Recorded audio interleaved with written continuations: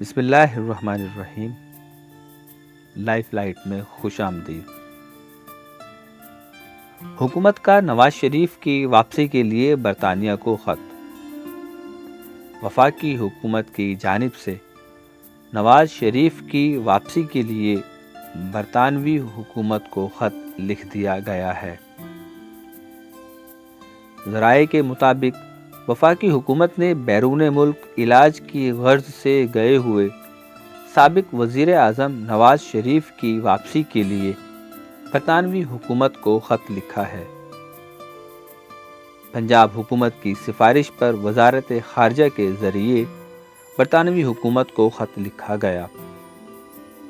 ذرائع کا کہنا ہے کہ وزارت خارجہ کی جانب سے لکھی گئی خط کے متن کے مطابق برطانوی حکومت سے کہا گیا ہے کہ نواز شریف سزا یافتہ مجرم ہیں، انہیں واپس ملک بھجوایا جائے۔